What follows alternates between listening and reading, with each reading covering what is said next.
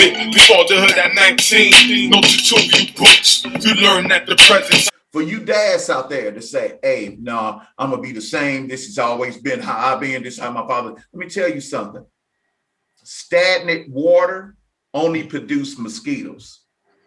But if you have flowing water, meaning that it goes through changes, going over the rocks, going through all that stuff, that brings life. Because it wasn't just through no Bible I learned God. Mm-hmm. You understand what I'm saying? The glory is in God. There's no way. Them nights I was sitting in the cell from doing things that young men do, no lawyer in the world could have did what God did for me. I'm telling that factual to the young man that might be in the cell at that night, and you thinking this way in, nah, it don't. Because at times I thought that's when God revealed himself to me. What's up, young scholars? This the DadCypher.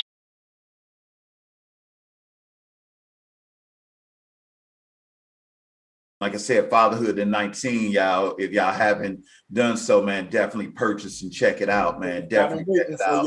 We got them waiting for y'all. So definitely check that one out.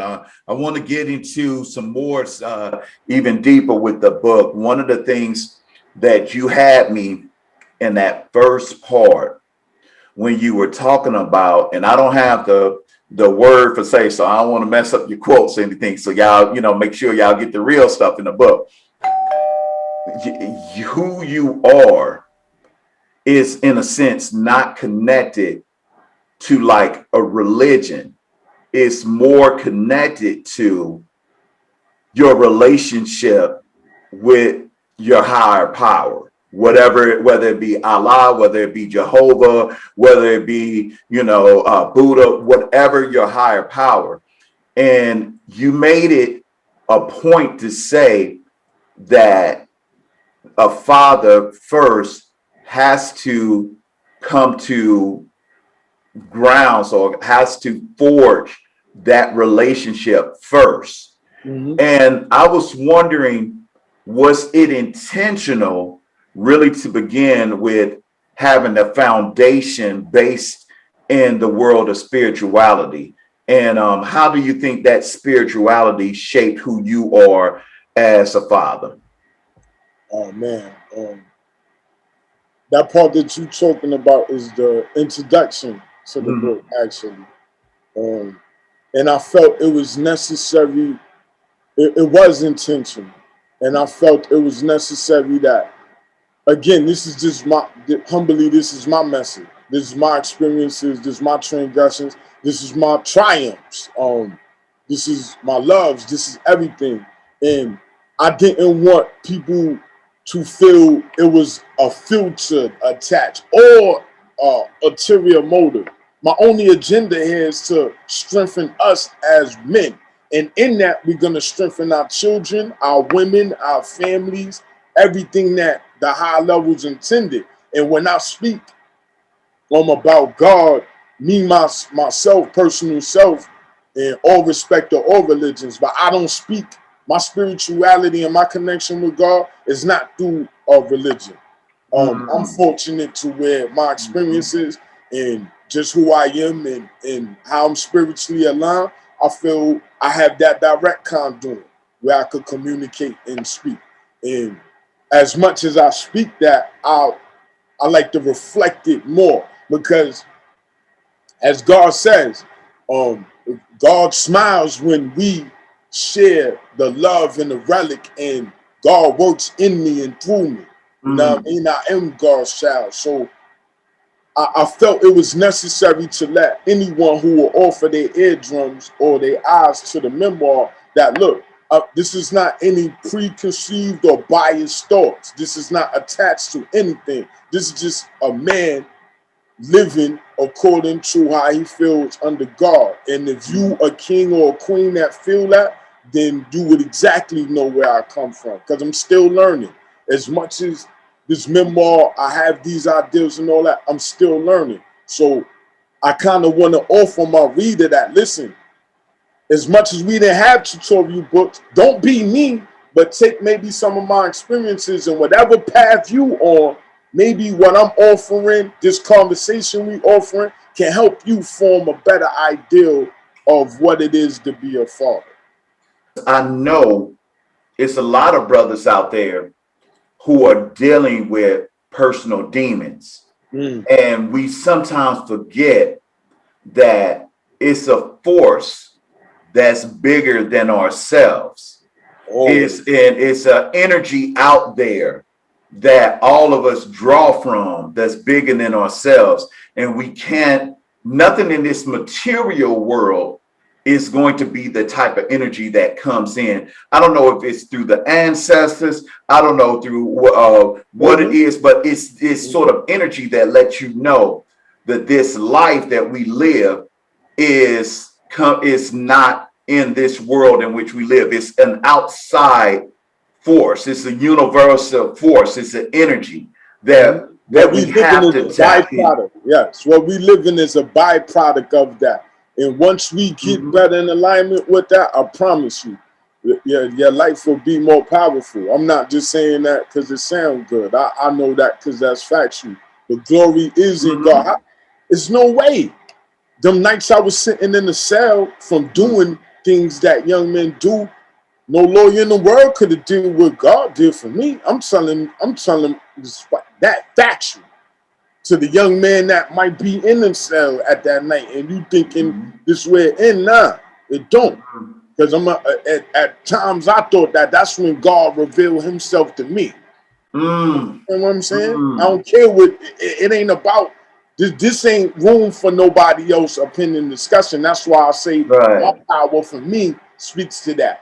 Because it wasn't just through no Bible I learned God. You understand what I'm saying? Like the presence and the nature of what that is. And once we continue to embody that, we pass that on. Our kids, like they say, the fruit don't fall from the tree. We have to get back to building these foundated strong trees that our grandparents and our ancestors offered us. That's it. We gotta be with the divine thing and be transparent. You have to, man. In my opinion, that's the best way to live life, to be the best you possibly.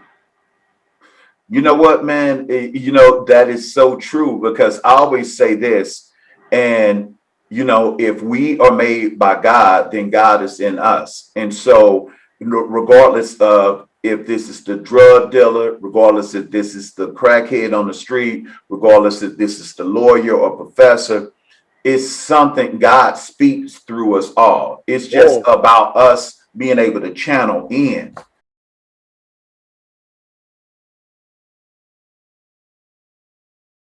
Or focusing on you know, on this whole idea, I want to talk with you a little bit because, you know, as a music publisher and that sort of thing, we lost a great storyteller, and Dark Man X, DMX, rest in power. You know, one thing that I would say about X that I love is that he showed you his whole spectrum of who he is. He exposed his everything, his hypocrisy, the good and the bad. These are the same foundational and universal truths that you talk about in Fatherhood at 19. It's not just showing your kids your light, but showing them your darkness and all of that, because it takes both of those forces that make who you are. And it's like learning from that. So my question for you is this, you know, as we honor like DMX and that sort of thing, why was it important for you to be a storyteller, to tell these stories and write a memoir about this? Why was that important to you? Yo, and I gotta take the opportunity to offer blessings towards that man's soul, because as a man and an artist, I learned from DMX. You know what I mean? Rest in peace, King. Like the passion and the energy for one, and his love for God, despite whatever anybody thought. Like the transparency that man showed, I think is a great example to be sought after. And again, look, he was another example of him and God communicating. And this is what I'm gonna do. I don't care what none of you feel about that. I think that's one of the great foundations of being a man. And with that, I just say, man, what compelled me to even get involved in this memoir was the pain I seen us go through. And honestly, you know, in odd to DMX, us not being transparent enough about what fatherhood is. Because look, let's be honest. Every time we hear fatherhood in most formats or anywhere, even personally, is child support or my daddy's not good. It's not a lot of times we speaking of fatherhood in the good graces that it should be spoken of. How many brothers is mentioning the brothers that got up this morning and took someone else's child to school or the camp or the soccer or whatever to make that kid happy?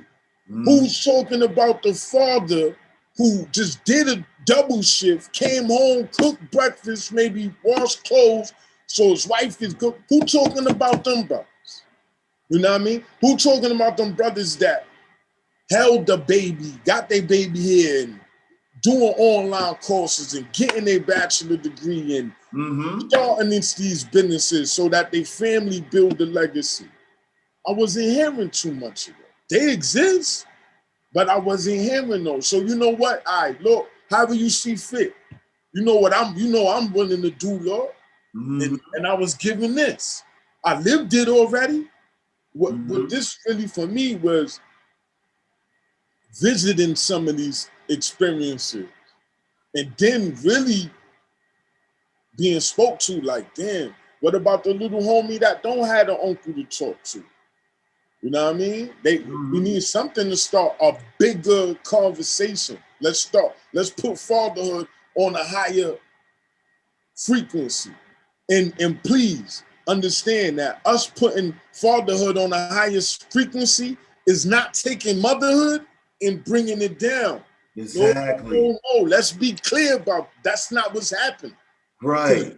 Look, I could tell you, the women in my life ain't no bitches around here. Let's be clear. It's queens and princesses and all. I know the power of woman. If you don't, you a fool. You know what I mean? I get that PSA. But again, right. These is things that we can't let, like you said earlier when we begin, we let everyone else control our narratives except us. And it's time for that to change. And hopefully, and not even hopefully, this is what Fatherhood at 19, No Tutorial Books is here to do, is to challenge that and to offer and to say to the brothers, such as yourself, such as all the brothers that even single fathers, married, everything, that we exist, we count, we matter, we important, and we control the dialogue when it comes to our strength and our power. You know what? And what I like is that, you know, you definitely talked about the light of, you know, fathers are, you know, doing these everyday tasks, not because they should be, you know, given a ticker tape parade, but it's like they sacrificing and they doing the struggle. And any parent that does that, you need props and that sort of thing. But I also want to shed light too on the brothers that's in the darkness. Like myself, at a young age, I thought at a young age being a father meant being a disciplinarian. So I carried a lot of the trauma and the abuse that I had growing up. And I passed some of that on to my kids because, in a sense, when you don't know better, you know, you can't do better. But as I began to learn, you know, I began to understand like what I'm doing is having an impact for them 20, 30, 50-year-old. I got to do something, although I can never totally fix that, but I can offer some balance to say, hey, I wasn't where I needed to be. Now I'm learning and growing. And the thing that I love that you talk about in your text is this: fatherhood is always about evolving, man. You Every cannot day. be stagnant.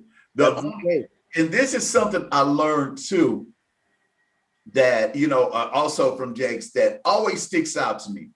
For you dads out there to say, hey, no, I'm gonna be the same. This has always been how I've been. This is how my father. Let me tell you something. Stagnant water only produce mosquitoes. But if you have flowing water, meaning that it goes through changes, going over the rocks, going through all that stuff, that brings life. See, fish can live in that. See, other animals and that sort of thing. But nothing live in those stagnant water but mosquitoes.